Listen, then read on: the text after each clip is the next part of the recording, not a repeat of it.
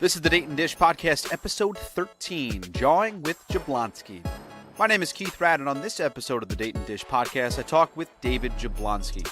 The music on this podcast belongs to Dayton native Colson Kelly, who you can find online at colsonkellybeats.com. You can also find tickets to every Dayton game, home and away, by using SeatGeek. Go to thedaytondish.com/tickets for more. We're with David Jablonski, the beat writer for the Dayton Flyers. David writes for the Dayton Daily News. First question for you, David. Everybody wants to know, did you, in fact, trip J.T. Barrett? Negative. I'm innocent. I've proclaimed it over and over again. However, if you want to push the story about me doing it, it might gain me a couple Twitter followers, so, whatever you want to do. Yeah. I really had like 10 people text me right after that game asking if it was me. Obviously, just because I was the photographer they knew that was out on the field.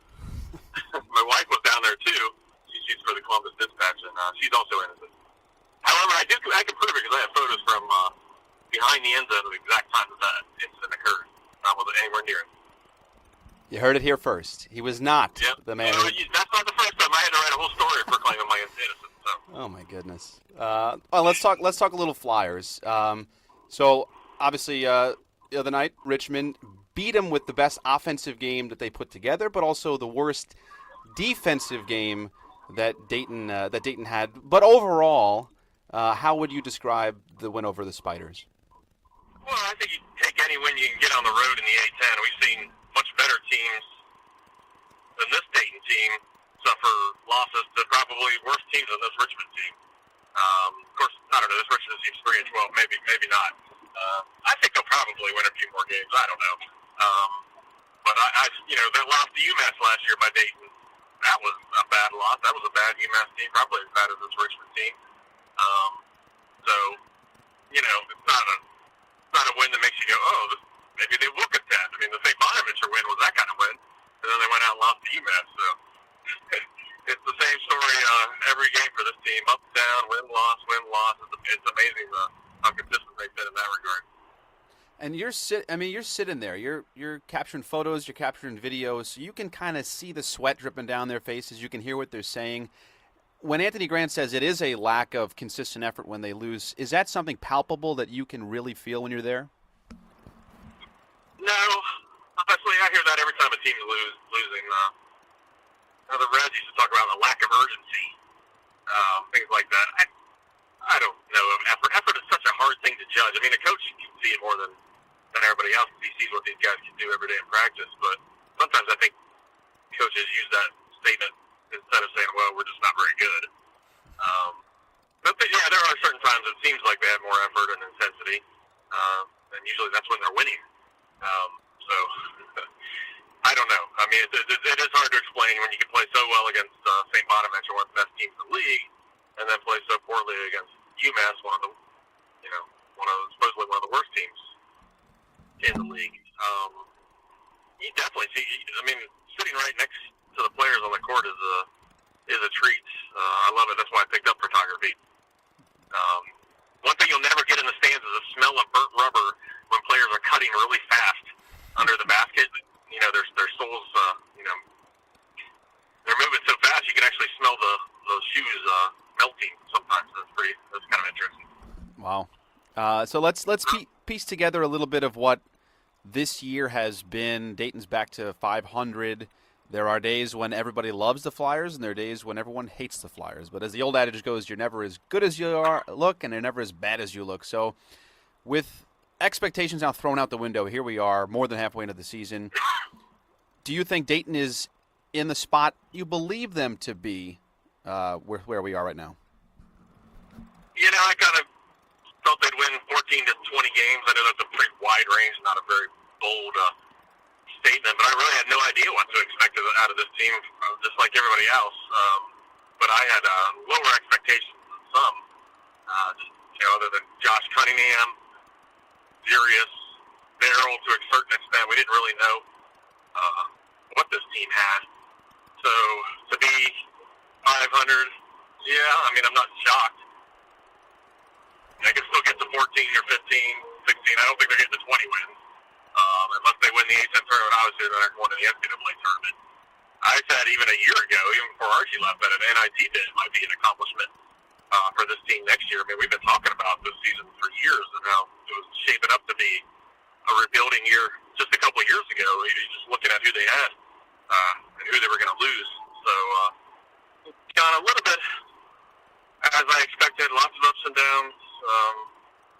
But I certainly didn't expect win-loss over and over again. Talking with David Jablonski of the Dayton Daily News. You're on Twitter, I'm on Twitter, fans are on Twitter. That's the way they express their emotions. When Dayton wins, it's the players. When Dayton loses, it's Anthony Grant's fault.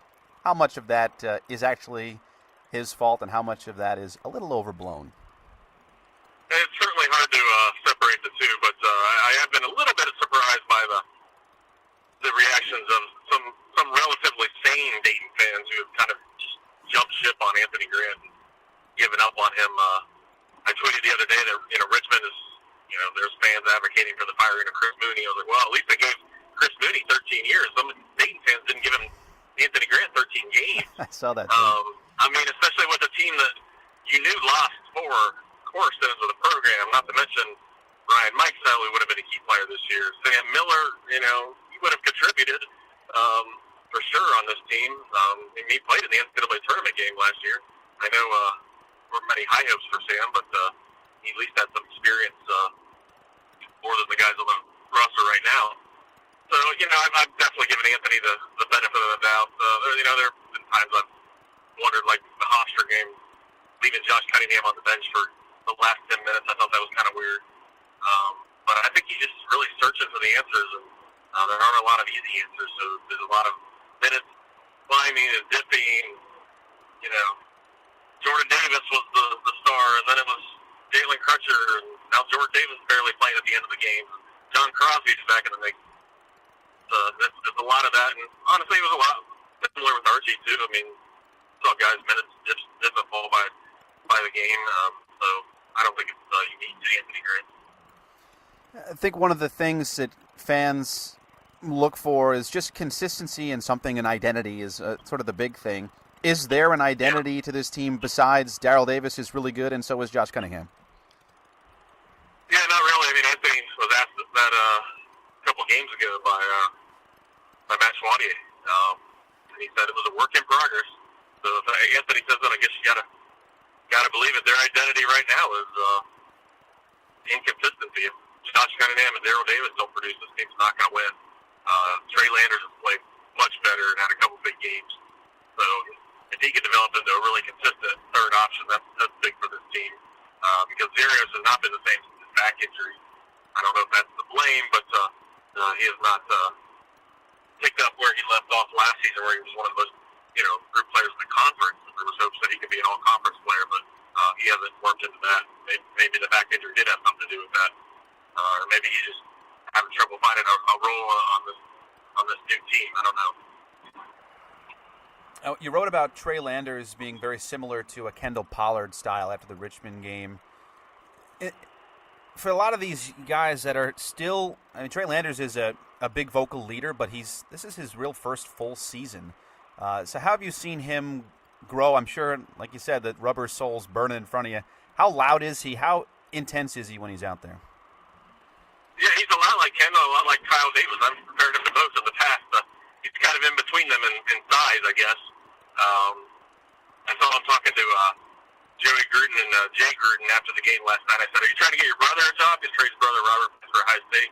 He said, "Oh, I'm trying to get me myself a job." So he really could be a football player, linebacker or wide receiver. I don't know what his position would be, but he has that tenacity under the basket. Really good at finishing shots. He's played so well recently. You wonder why he didn't play more last year. It seems like that team could have used his help, but he's got more minutes. He got more minutes last night than he got almost all of last season. Played 38 minutes last night. He played 52 minutes as a freshman. So that's kind of hard to believe. But yeah, 2 of his career games of the last 3, he did not have as big an impact in that UMass game. So he's not going to put up 18 every night. I don't think he's going to work into that overnight, but he certainly shown some good signs that he could be a really key contributor for this team for the next 2 years after this one. And I want to ask you about defensively. It's still been a question mark for, are they a man team? They played a lot of zone against Richmond. Even Ken Palm, it's indecipherable what kind of defense Dayton plays. So is there, since you're sitting right there, is there a defense that you feel performs a little bit better?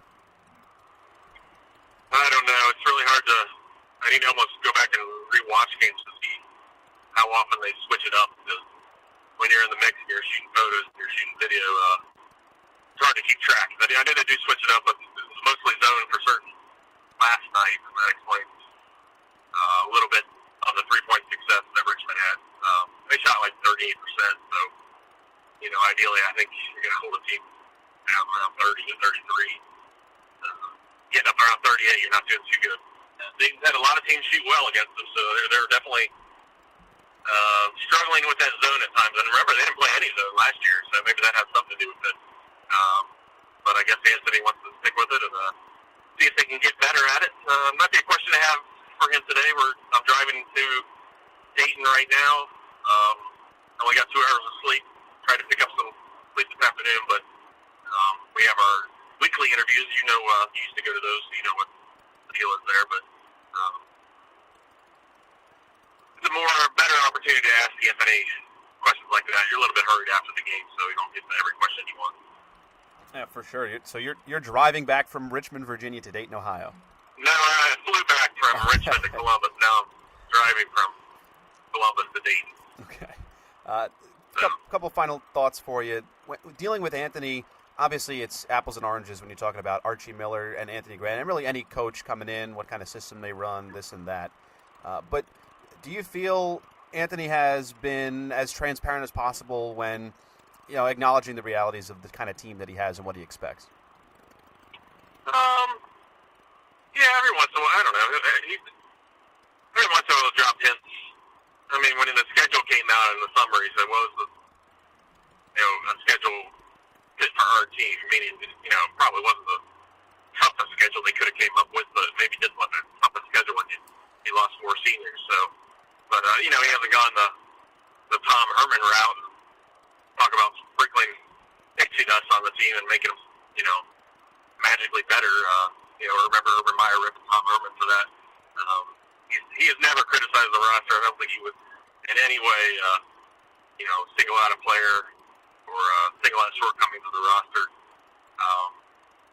That's just his style, and that's probably the right way to go about it. But I think everybody, if you have a realistic eye, look at the roster, see how many of these guys contributed last year, gives you a good idea of what you should expect. Honestly, you should give Anthony some credit for Daryl Davis. I mean, look how much improved he has been. And Josh Cunningham, too. Both those guys, give the coaches some credit for their performances, too. Yeah, you have to look down the middle when you when you do this stuff. I know that the fans are very emotional.